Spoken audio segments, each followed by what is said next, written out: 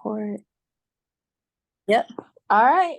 So we're gonna start in Ruth, chapter 1 through 9. Would anyone like to help me read? I'll read it for you. Read. All right. Yolanda said that she would. Mm-hmm. Ruth 1-9. It says Naomi loses her husband and sons. In the days when the judges ruled, there was a famine in the land. So a man from Bethlehem in Judea, together with his wife and 2 sons, went to live for a while in the country of Moab. The man's name was Elimelech. His wife's name was Naomi. And the other 2 sons were Mahlon and Chilion. Mm-hmm. They were all Eperites from Bethlehem. Please forgive me if I pronounced that incorrectly. Judah, and they were Moab and lived there. Now, Elimelech, Naomi's husband, died, and she was left with 2 sons. They married Moabite women, one named Oprah. Is it Oprah or Oprah? Oprah. Yeah. And the other Ruth. After they had lived there about 10 years, both Mahlon and Chilion also died, and Naomi was left without her 2 sons and her husband. Naomi and Ruth returned to Bethlehem. When Naomi heard in Moab that the Lord had came to the aid of his people by providing food for them, she and her daughters-in-law prepared to return home from there. With her 2 daughters-in-law, she left the place where she had been living and set out on the road that would take them back to the land of Judea. Then Naomi said to her 2 daughters-in-law, "Go back, each of you, to your mother's home. May the Lord show you kindness as you have shown kindness to your dead husbands and to me. May the Lord grant that each of you will find rest in the home of another husband." Then Good she job. kissed them goodbye. Oh, you don't want to? Okay, stop right there. Yeah. Did you want to? Okay. Yeah. Thank you. You're welcome. Okay. So in this passage, basically it was saying that Naomi, not only did she lose her husband, her sons also died. And during that time, like, life kind of, it went downhill, because in ancient times, being a widow was pretty much the worst thing that ever happened to someone. But in spite of that, well, after her husbands and her sons died, Naomi, she had every right to feel sad, to feel bitter, to feel upset. And that's why she told people to call her Mara, because Mara means bitter in Hebrew. So yeah, she had every right to feel sad. She had every right to feel anxious and worried. And she probably did felt those things, but in spite of all of that, she still thought of other people's needs more than she thought of her own, which is why she encouraged her daughters-in-law, Ruth and Orpah, to go back to their hometown so that they can find relatives. But Ruth chose to stay. So just like how Ruth chose to stay with Naomi, that's how God remains faithful and loving to us. Even when we think life is uncertain and sometimes it may feel like we're alone, we're not really alone. So yeah, that's how God remains faithful and loving to us. And that's how we should remain faithful and loving God, no matter how we feel or no matter what may come our way. We must always remain faithful. So the first point is faith always prevails. Let me type it in the chat. So that was the first point.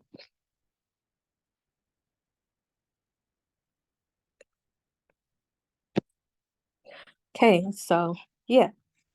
And a question I came up for that one is, why do you think faith was so important? Why do y'all think faith is so important? Sorry. Yeah. Why do y'all think that faith is so important in our walk with God? So that could either be a discussion question, or y'all can answer it now, or y'all could wait into the sermon. I can ask these questions when the sermon's is over again if y'all want. So yeah. Let me type that. Why is faith so important? I was just gonna say faith. I think one of the things that God really calls for us to have is faith, mainly because when we lack faith, like our actions follow it. Like our faith really ties in with like our belief. That's kind of the same thing. Our faith really ties in with like how we operate from those things. So if like I'm having faith that my mom is gonna put food on the table, like I'm not gonna worry as much. I'm not gonna operate in fear and all those things. And like same thing with God, like when we have faith in his will and his way, we can have more trust in him and rely on him more, which honestly is what he wants. Yeah, that's a good answer. Anyone else? Miss Marisol? Yes. What I wanted to say, I'm sorry, I came on. What I wanted to say that even in Hebrews 11:6, it say that it's impossible to please God without faith. So faith is the base of our walk with God. Without faith, we can't even please God and have a relationship with Him. Yeah, that's a good answer. I think for me, I think faith is so important is because like we can go to church and stuff. We can go to church, we can pray and read our Bible, but I mean, does it really mean anything if we don't even believe that it'll make a difference? Because like I don't know, if like suppose you pray about something like and you don't believe that God will do anything, I just think it defeats the point of like praying. So praying, like our actions, like we that's how we show that we trust God, but I think faith is the reason why we do it. I don't know if that makes sense. Like it's our why. Um so yeah, y'all are right. Even a little like faith the size of a mustard seed can move mountains, so it's so important. So yeah. So yeah, but just like how Ruth's faithfulness to her mother-in-law, Naomi will eventually reward her and Naomi. So that leads to my second point. God is always working. So let me type that. God is always working. Okay, so the next chapter will be Ruth chapter 2, 2 through 11, and I can read. All right. Just give a thumbs up or just let me know whenever y'all are there. You said Ruth chapter 2, what was the verse? 2 through 11. 2 through 11, okay. Mm-hmm. Amen.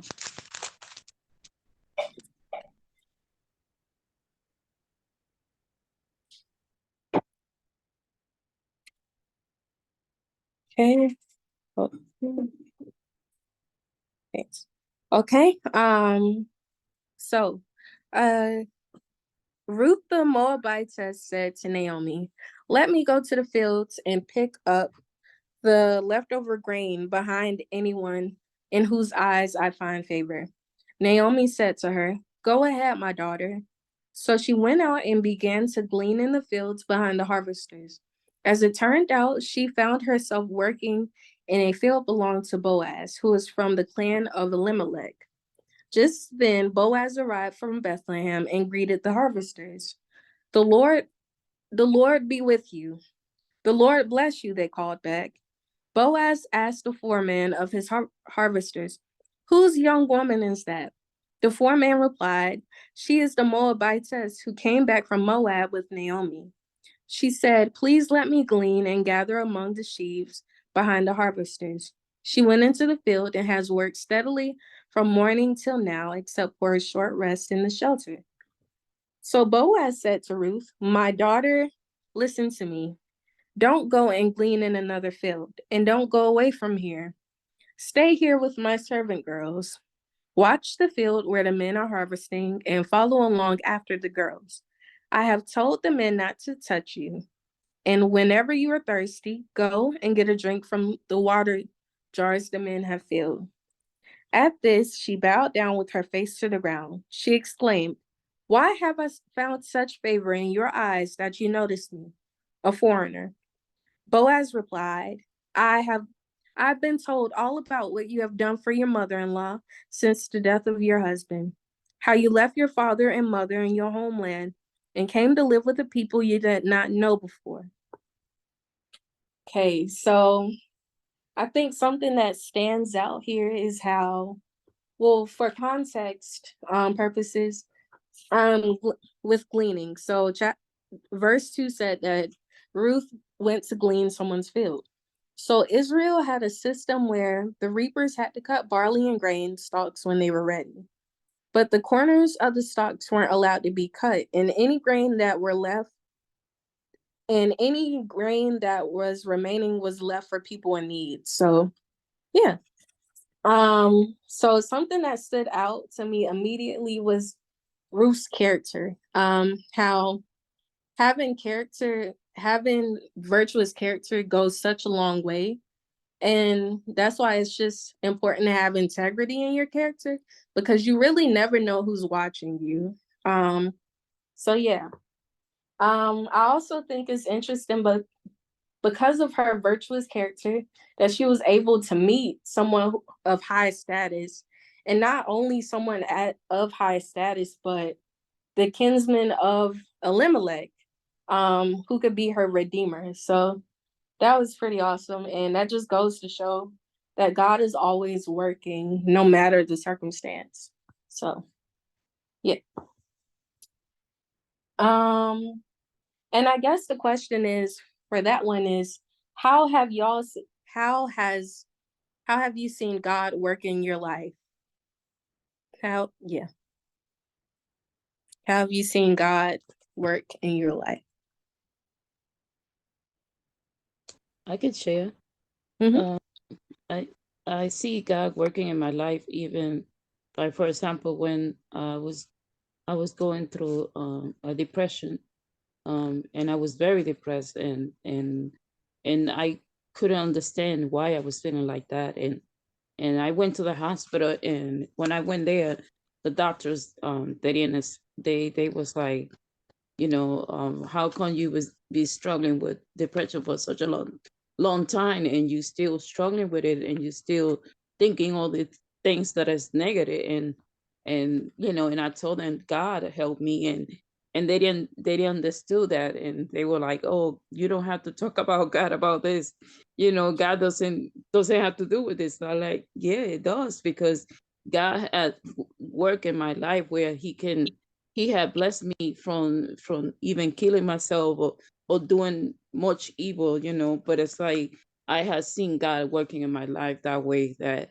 even when in my worst time, he has picked me up from the mess and brought me and made me who I am today. So Yeah. that's how I see God working in my life. Thank you. Amen. Well, amen. Anyone else? Um, well, personally for me, I can talk about when I graduated high school. After I graduated high school, my grades weren't the greatest because I was dealing with stuff at home, and I wasn't really sure what I wanted to do. I just know I wanted to go to college. So, at some point, like at first I was gonna go to North Carolina Central, and then I decided USC, and it didn't work out until one day my dad was like, "What about state?" And I took the test. I took the ACT and the SAT, and my GPA at the time was like what, a 2.57.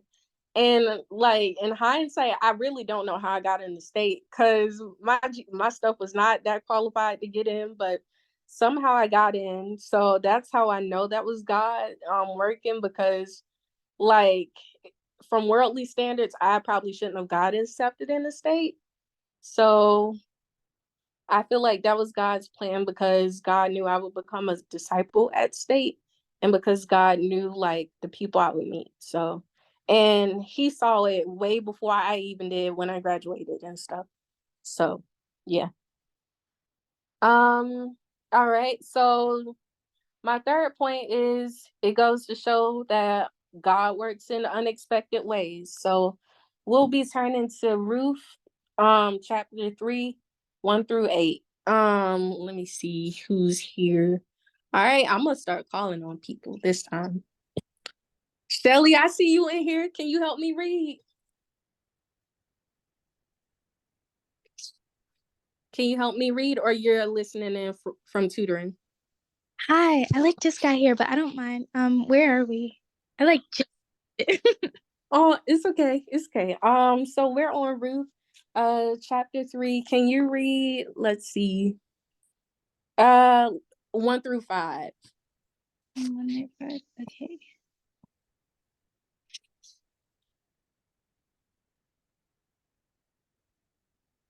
Ruth 3, 1 through 5, right? Mm-hmm.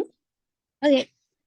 Then her mother-in-law said unto her, My daughter, shall I not seek rest for thee?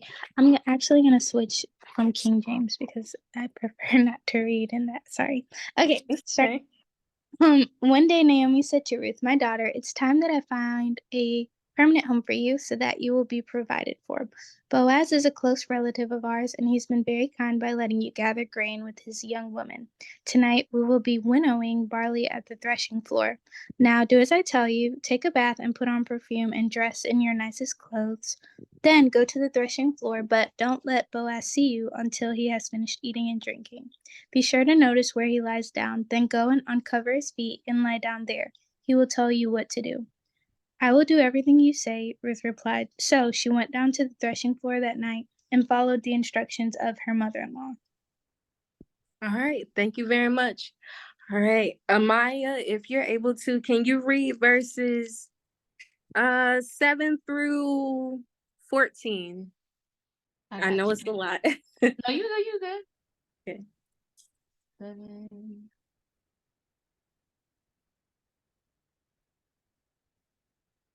Okay. When Boaz had finished eating and drinking and was in good spirits, he went over to lie down at the far end of the grain pile. Ruth approached quietly, uncovered his feet, and lay down. In the middle of the night, something startled the man. He turned, and there was a woman lying at his feet. I'm sorry. I'm sorry. I don't mean to laugh. It's funny. Oh, like while he sleep though? I'm sorry. Yeah. Okay. Okay. Who are you? He asked.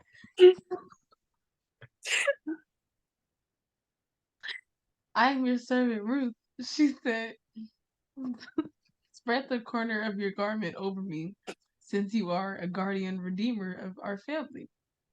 The Lord bless you, my daughter, he replied. Oh man, this kindness is greater than that which you showed earlier. You have not run after the younger men, whether rich or poor, and now, my daughter, don't be afraid. I will do for you, well, I will do for you all you ask. All the people of my town know that you are a woman of noble character. Although it is true that I am a guardian redeemer of our family, there is another who is more closely related than I. Stay here for the night, and in the morning, if he wants to do his duty as your guardian redeemer, good, let him redeem you. But if he is not willing, as surely as the Lord lives, I will do it. Lie here until morning. So she lay at his feet until morning, but got up before anyone could recognize, and he said, No one no one must know that a woman came to the threshing floor. All right. Good job. So this is my third point. God works in unexpected ways.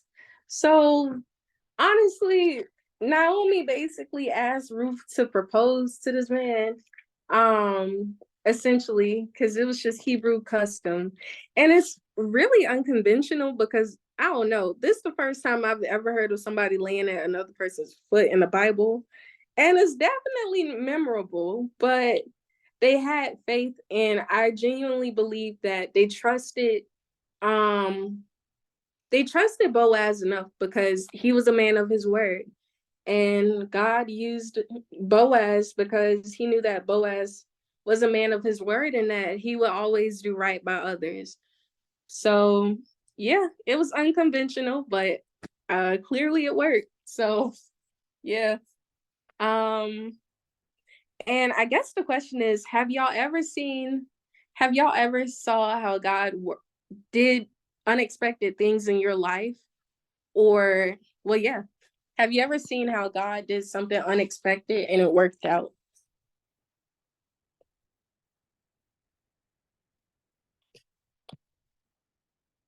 Well, I can start. Shoot, the summer after I graduated college, my friend Shelly, she was working at a nursing home, and at that time I was looking for another job, and I was in Columbia and the job was in Charleston, and it was like 2 hours away, which was like it was like unexpected, and it really wasn't something I had in mind, but it worked out because God just helped me to figure out a plan. uh, I took I took on to it like pretty quickly, and it was actually kind of rewarding. I will say that was a long drive, but it really worked out in the end, and eventually I was able to transfer. What else? There was also another time I changed my major in college, from biology to history, and I didn't know how that would work out, but it did. So yeah, God was just changing up a lot of stuff for me. So, anyone want to answer? All Yeah, right. Oh, yeah. I, yeah. So first I wanted to say, I was so confused when you started talking, and then I remembered the situation. They talk about you so much at that job, and they really loved you and enjoyed having you there. I But I know. wanted to also talk about like even how I got to that job. Was my sister-in-law worked there as one of the therapists, Yeah. and she referred me there. And the way that God allowed me to get hired on the spot and then relocate to Charleston from where I was living at the time, that was a miracle. And it's cool to see like he helped me, and then through that, he also helped you.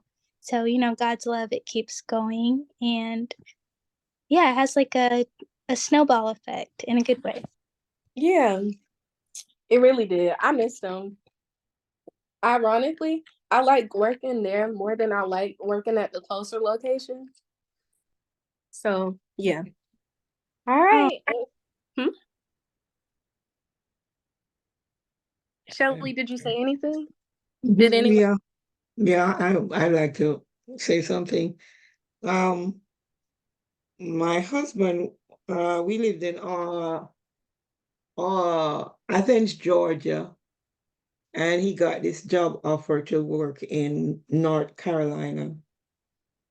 And I was not very optimistic about him getting it. And so I said, if it's God's will, I told him, when you go there, tell them you want 2.5 times what you're getting now.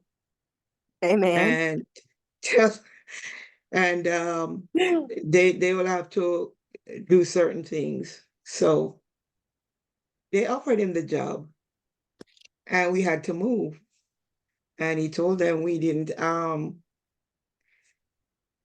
They got it. He got more than 2.5 times what he was getting. Wow. They bought us a house. They paid down for the house. I was in Athens at the time, and what they did was they would rent a car every weekend for me to drive up to North Carolina because I was Amen. waiting for my daughter to graduate. And so it worked. God worked miracles more than I could ever imagine in our life. So he's looking out for us all the time.